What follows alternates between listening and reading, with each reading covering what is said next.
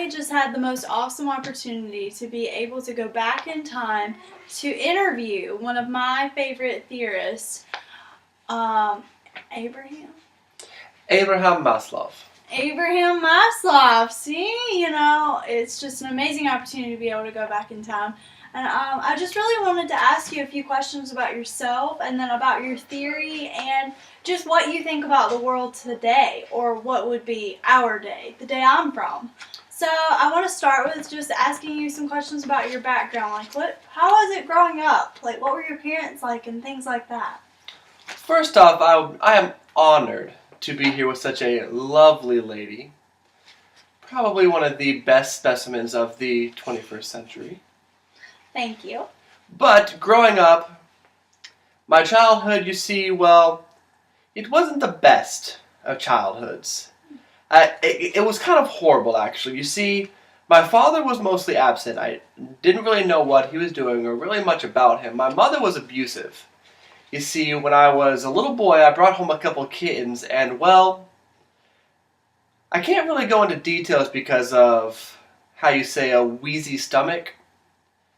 But she decided to bash their heads into the wall and kill them. So if that tells you anything about my childhood, it wasn't the easiest childhood. Along with growing up with 6 younger siblings, I was also forced to learn how to deal with a mental mother and raise 6 siblings. Wow.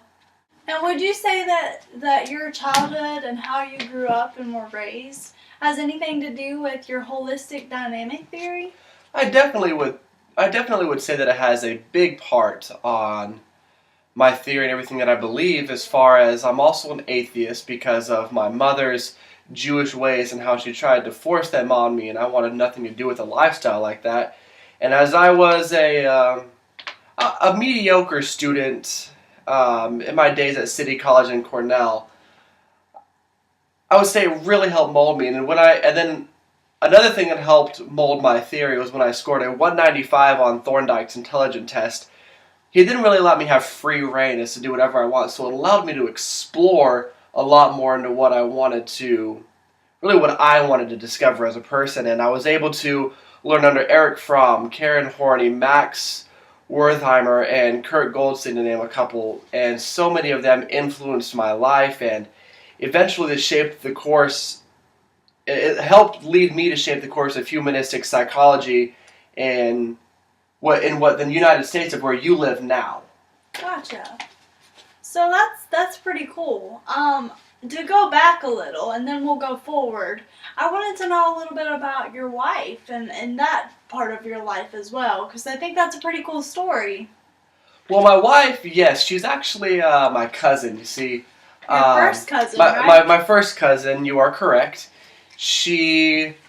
I just fell madly in love with her, and I realized that I needed her in my life, and because that I just went with my heart and married her, she helped push me and brought out the full potential that I had. And after I was married to her, I became an excellent student. I became more aware of everything that was going on around me, and I pretty much became the best person that I was, and it just showed me, and it helped me realize that no matter who you are, maybe all you need is just a little shove. And my wife, my first cousin, was that person to give me that little shove. Wow. Will you be sure to tell Bertha that I said thank you for the influence that she had on you, okay? If I find out how to get back to my time period, I will tell her hi for you. Well, that would be awesome. Well, moving forward now, because I really wanted you to include that part of the story, but moving forward now, I was wondering if you could talk about some of the major contributions that you feel that your holistic dynamic theory had to the personality theory of today. Just to name a few. Like, I know the biggest thing that we see today from you is your hierarchy of the needs that you stated. So if you could just explain that a little and how you feel about it. I would say my hierarchy needs as it deals with self-actualization is how I would like to state it. These needs, placed in hierarchical order, start with psychological needs, safety needs, love and belongingness needs, moving into esteem and self-actualization. And without first satisfying the lower needs, one cannot move forward in fulfilling the upper needs. So kind of like staircase. It starts with the lower one. You can't really skip the steps. You have to keep going until you get to the top, right? Exactly. Okay. You'll never be able to deal with the top needs unless you learn and figure out and deal with your bottom basic needs. All right. Well, that makes really good sense. So these basic needs are things like water and food and shelter and those things, right? Yeah, it's oxygen and temperature of your body and so on. And your Gotcha. psychological needs are the most prepotent of all. Okay. And then moving on to the safety needs, that deals with our physical safety, correct? Yeah, your stability, dependency, protection, and freedom from threatening forces such as war, terrorism, illness, anxiety, danger, chaos, natural disasters, as well as the needs for law, order, and structure in society. So this is definitely something that we face today. Definitely. Because we are in the midst of From what I've seen chaos. from the few hours that I've been here, it is exactly what we would be y'all dealing with need here. Thank you. Well, moving on to the love and belongingness, that's just simply, is that simply love like between a man and a woman, or what is that? The love and belongingness needs include things such as the desire for friendship, the wish for mate and children, the need to belong to a family, a club, a neighborhood, or a nation in sense. So something as simple as just a friendship, a camaraderie, like me and you right now. Yes, and so much more. It also includes aspects of sex and human contact, as well as the need to both give and receive love. Gotcha. Well, that's pretty cool. And then you go ahead and explain the next couple of steps, if you will, please. Well, my esteem needs, which include self-respect, confidence, competence, and the knowledge that others hold them in high esteem, is identified in two levels.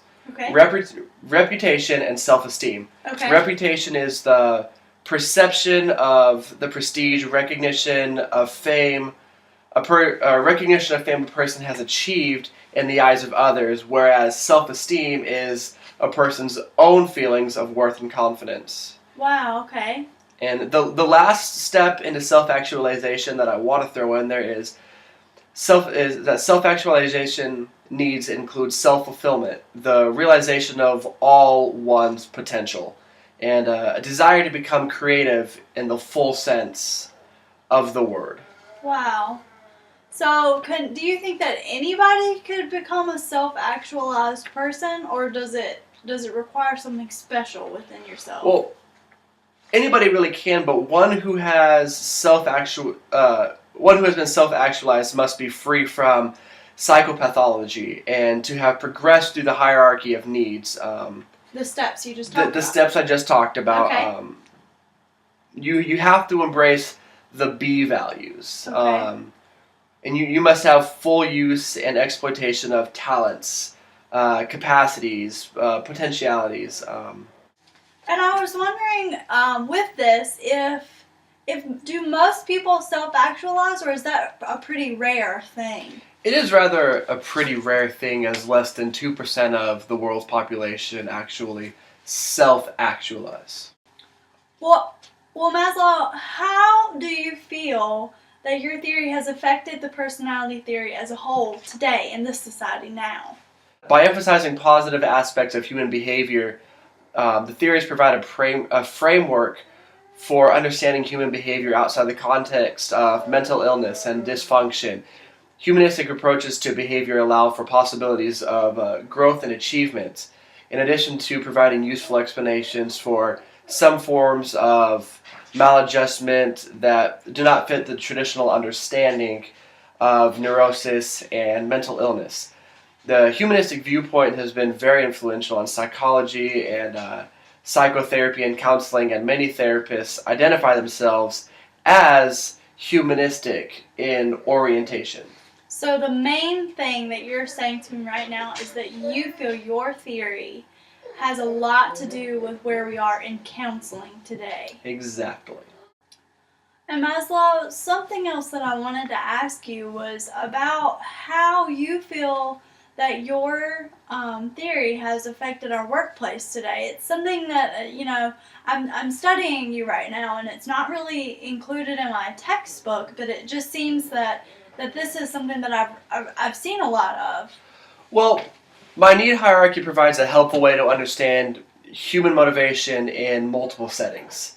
Something I proposed is many changes in business management in order to make workplaces more responsive to the needs of the workers themselves. And these ideas I've called Euclidean management. Okay. And it's really just emphasizing the potential for human growth in the workplace. So a holistic approach to the human needs of those who are working in your workplace. Exactly. Amazing. Maslow, I just want to say thank you so much for taking time out of the past to come here with me in the future so that we can talk about what your theory has done for us today. I want you to make sure that you tell Bertha hello for me, and thank you so much again for everything that you've given us, even for today, and our counseling, and just everything that you've done for today. It has been my pleasure and my honor to sit here with such a beautiful lady, and I will definitely tell Bertha that you say hello. But before I go, I have one last magic trick for you. You ready? Yes. All right, here we go. Where'd he go? Anyways, bye guys! Some nights I wish that this all